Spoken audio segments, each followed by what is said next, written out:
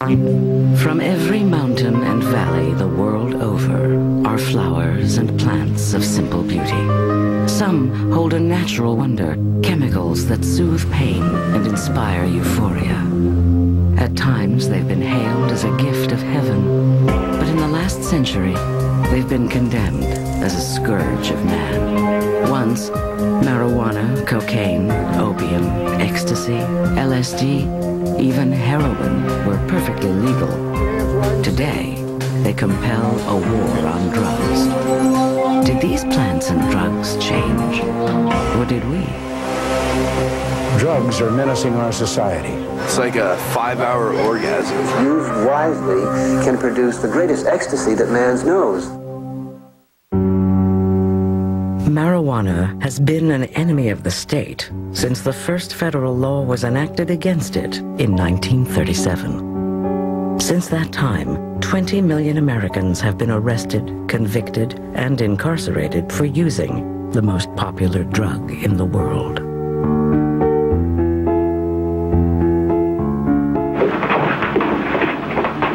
Your Honor, in this case, the state waives trial of the defendant, Ralph Wiley. It is convinced that he is hopelessly and incurably insane, a condition caused by the drug marijuana to which he was addicted.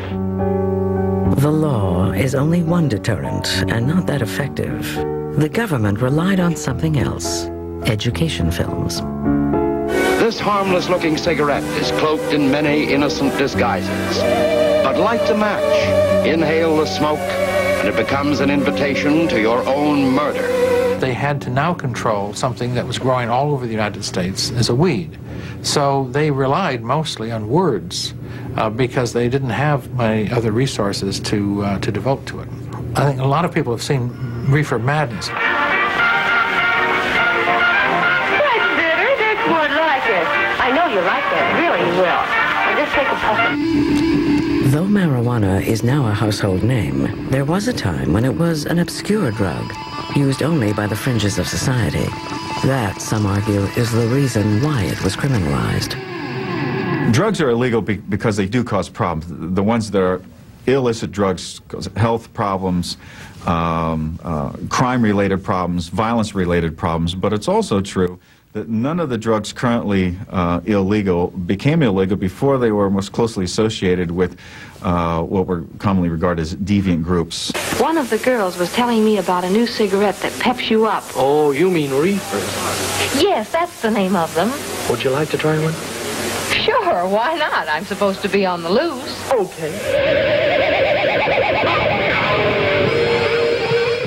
Marijuana's trip from a weed to America's archenemy in a $400 billion drug war begins with its chemistry.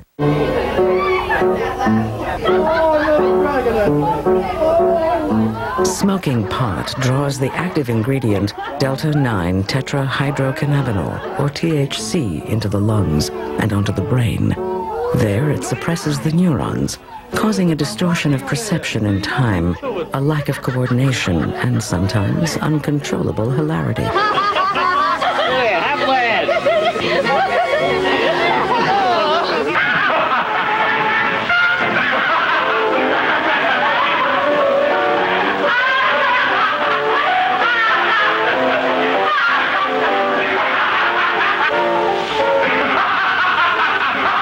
Within 4 seconds of the first drag, muscles relax, eyes redden, pulse rate quickens. Euphoria, heightened sensitivity, or paranoid feelings arise in the user, an experience that dates back to the dawn of time. Herodotus records some of the earliest uses of cannabis by the Scythians. And what they did was they would build a big bonfire in the middle of the camp, and they would heap a bunch of marijuana on top of it, and then they would throw a tent over it, and they would all go under the tent and breathe the smoke. And that way they consumed it. Next to opium, marijuana is one of the planet's oldest medicines. Ancient Chinese herbalists applied it to stomach pain, menstrual cramps, malaria, and consumption. According to Indian mythology, Shiva, the Hindu goddess of creation and destruction, endowed man with the plant for a joyful pastime. An apt legacy for the drug of the generation that preached free love, challenged authority, and was out to change the world. Cannabis grows anywhere but the Arctic Circle. The earliest record of its use begins in ancient China and India. From the east, cannabis migrated to the rest of the world. Arab traders brought it from the Ganges Valley to North Africa and Spain. From Spain, the conquistadors carried it to the Americas. It was a prized source of fiber for rope and canvas, essential ingredients for ships. In fact, the word canvas comes from the Latin cannabis. But it was another conqueror who introduced the plant to Europe. 1804, Napoleon Bonaparte triumphs in Egypt.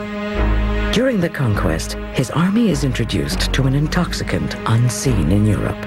Unlike in France, where intoxicants are drunk, this one is smoked.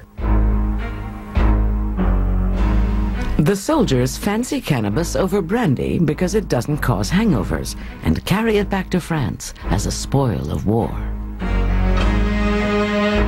In Paris, it finds favor with the bohemian set, with artists, authors, students, and prostitutes. The poet Baudelaire writes under its spell. One must be forever drunken if you would not feel the horrible burden of time that bruises your shoulders and bends you to the earth. You must be drunken without cease, with wine, with poetry, with what you please. Be drunken without end. From Paris, it travels to London as a smoking substance and an extract in medicine. Ladies of high society eat hashish confections to lower fevers, ease stomach pains, or any ache at all. Even a queen finds a use for the drug. Queen Victoria used it for menstrual cramps. It was used for insomnia, especially for tuberculosis patients who had lost their appetites. It was also used recreationally. The drug's next stop is New York, where cannabis and hashish become one of the many ingredients in America's unregulated patent medicine industry. The writer Fritz Hugh Ludlow uses it as a recreational intoxicant, after first taking it for a toothache. With continued use, Ludlow becomes addicted. He writes about his experience in Diary of a Hashish Eater in 1857. When I shut my eyes, I dwelt in a delicious land of dreams. On the wings of a speechless music, I floated through the air, and in the cloud valleys played hide and seek with meteors. Sometimes these accounts magnified and glamorized the drug experience and encouraged many people to follow suit. Interestingly enough, Fitzhugh Ludlow became one of the most ardent and earliest supporters of drug regulation through law in the 19th century, writing quite a few stories for Harper's and for various popular magazines on drug addiction in the United States, trying to bring awareness to it.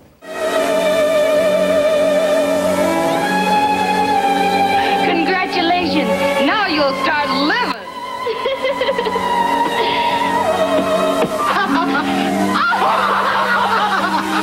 My head is so light it feels like it's floating! That's because your troubles are all gone. Try another puff. In the 19th century, marijuana was far from the recreational drug of a future time. By and large, its only use comes from patent medicines. Americans know little of smoking it as an intoxicant, a custom widespread in the East. That is, until Abdul Hamid II, Sultan of Turkey, makes a very special birthday gift to the American people. 1876. A World's Exposition is held in Philadelphia to celebrate the 100th anniversary of the Declaration of Independence.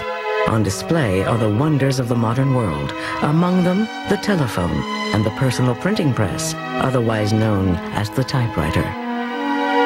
The industrial age has arrived. At the Turkish pavilion, the Sultan Abdul Hamid II makes a gift of a rare and exotic treat. The crowd is introduced to smoking marijuana in what may have been the first pot party in the United States, and perhaps the biggest, until Woodstock 93 years later. The Sultan's gift ignites a wave of Yankee ingenuity. Seeing dollar signs in another idle pleasure, entrepreneurs open Turkish smoking parlors in the north.